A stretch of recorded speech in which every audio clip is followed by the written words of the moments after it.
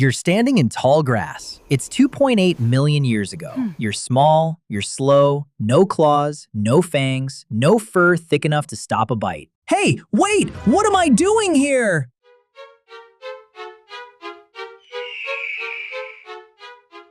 Don't worry, bro. I'm here too. Something close by is watching you, and it already knows you can't fight back. What are you trying to do?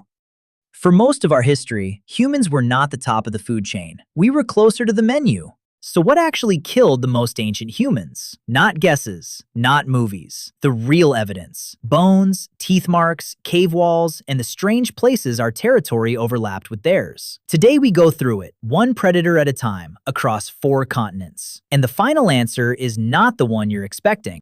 Most people guess lions, some guess bears. Almost nobody guesses right, because the thing that killed us the most doesn't look like a predator at all. We'll get there. First, the ones that do.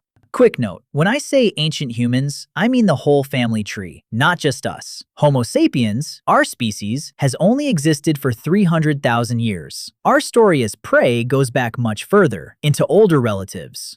None of them were built for this. No claws, no fangs, bad night vision, slower than almost everything hunting them, and their babies couldn't even walk for years. Every advantage we take for granted, tools, fire, weapons, took hundreds of thousands of years to arrive. Before that, our ancestors were just soft, upright, exposed animals in a world built to kill them. We have proof.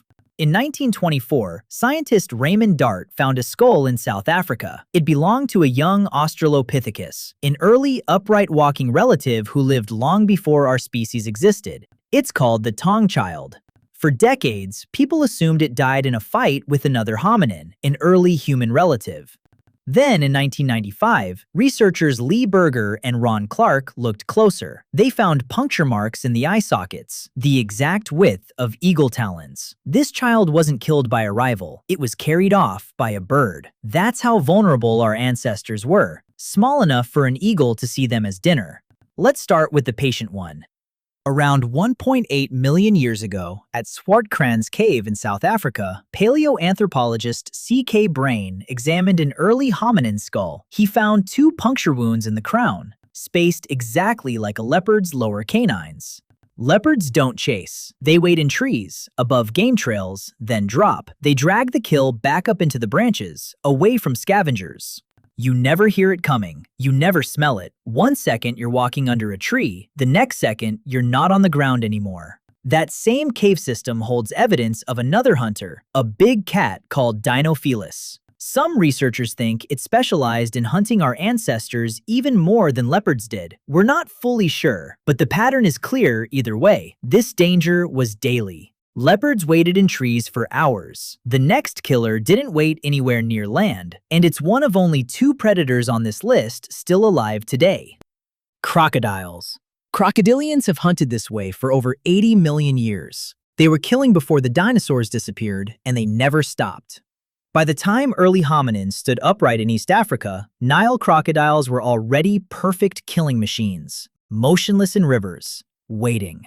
In 2006, researcher Jackson and Njau studied hominin bones from Olduvai Gorge in Tanzania. He found crocodile tooth marks scored directly into the bone, not scavenging, an active attack, a drag and drown at the water's edge. Here's what made this predator different. You could avoid the trees. You could avoid the caves. You could never avoid water. Every day, our ancestors had to walk toward the one place this hunter was always waiting. And crocodiles never went extinct. They're still killing hundreds of people a year in Africa, using the same ambush that worked on our ancestors millions of years ago. Crocodiles waited in the water. Leopards waited in the trees. The next predator didn't hide at all. It just made sure it was bigger than anything else in the room. Cave lions, Panthera spelaea, appeared roughly 700,000 years ago and survived until about 13,000 years ago. They were around 25% larger than modern African lions, built heavy for cold climates, ranging across Ice Age Europe for hundreds of thousands of years. We know they lived alongside early humans because we painted them. At Chauvet Cave in France, cave lions appear again and again on the walls, drawn with careful, confident detail, dated to around 32,000 years ago. You don't paint an animal that precisely unless you've studied it up close, often out of fear. Cave lions and early humans were also direct competitors. Both wanted the same caves for shelter. Every time a group moves into a new cave system, there was a real chance something with teeth had already claimed it and wasn't planning to leave. Lions competed with us for space across Europe, but when humans crossed into the Americas, they didn't leave danger behind. They walked into something they had never seen before, and it had never seen them either. Around 15,000 years ago, the first humans in North America met two predators at once, in a land where nothing had ever learned to fear a human.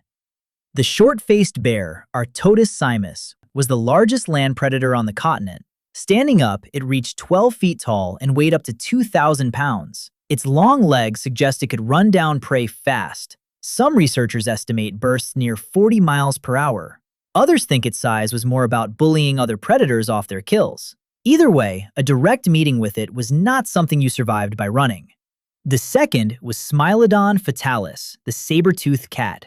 Its canines grew up to 7 inches. It weighed around 600 pounds, built for ambush, not chasing.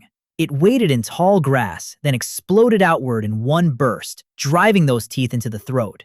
No growl, no warning, just stillness. And then it was already over.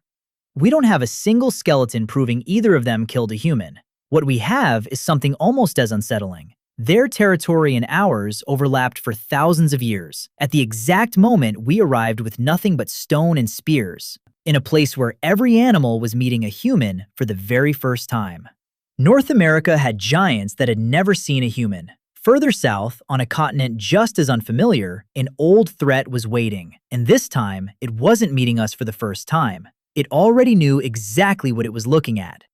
In South America, Smilodon populator was the largest saber-toothed cat that ever lived. Some individuals close to 900 pounds, built even heavier than its northern cousin. But size wasn't the only difference. By the time humans reached South America, Smilodon populator had already been apex predator on that continent for over 1 million years, sharing territory with giant ground sloths and armored glyptodonts the size of small cars. This wasn't a newcomer meeting a stranger. This was the oldest, most established killer on the continent, encountering the newest. Fossil evidence places it in South America until roughly 10,000 years ago, right as human populations were spreading across the region. There's no confirmed kill site, but for early humans, walking into a landscape already ruled by something that size, that experienced, and that armed, the danger wasn't a maybe, it was the whole environment. 6 predators, proven by bite marks, tooth-scarred bone, cave art, and territory we know we shared with them across 4 continents. So which one of these actually killed the most humans in our entire history? None of them. Not even close. The real killer. The cave lion, the short-faced bear, and both saber-tooths. All extinct. Only the leopard and the crocodile survived, pushed to the edges of a world humans now control. Every predator on this list eventually lost its war with us, except one. A threat from ancient Africa that never lost. That's still killing us right now, while you watch this. It has no claws, no fangs. It weighs almost nothing. It's the mosquito, and the parasite it carries, malaria. Some of the predators on our list left marks we could see, a puncture, a scarred bone, a painting on a wall. This one left its mark somewhere we couldn't read until we could study our own DNA. In 2022 alone, malaria killed over 600,000 people, according to the World Health Organization. Most were children under 5. That's more than every shark, snake, crocodile, and big cat on Earth combined in a single year. And this isn't new. Biologist George Poinar found evidence of malaria-like parasites preserved inside mosquitoes trapped in amber millions of years old. This threat existed before our species did. It was waiting for us. Here's what makes it different from everything else on this list. A leopard could only kill one person at a time. A crocodile could only threaten one group at one river. But in the same week, a cave lion might kill one person in Ice Age Europe. Malaria was killing thousands, all at once, across every warm region humans had reached.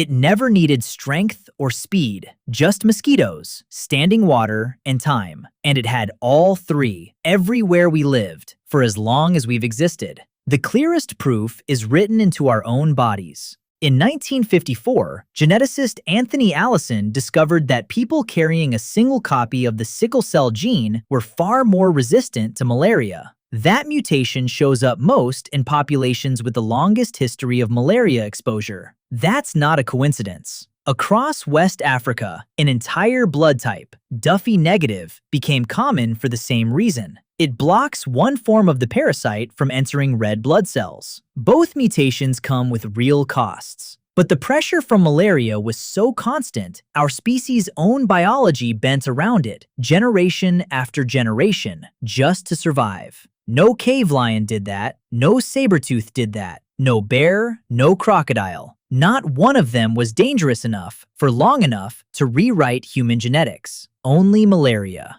Think about what that means. We built spears for the cats. We built fire for the dark. We learned to read the water for the crocodiles. Every dramatic predator on this list forced us to invent something. A tool, a tactic, a plan. But the deadliest threat we ever faced required no invention at all, because nothing we built could stop it. You can't outrun a mosquito. You can't outthink malaria. All you could do was survive it until your own blood started changing shape just to cope.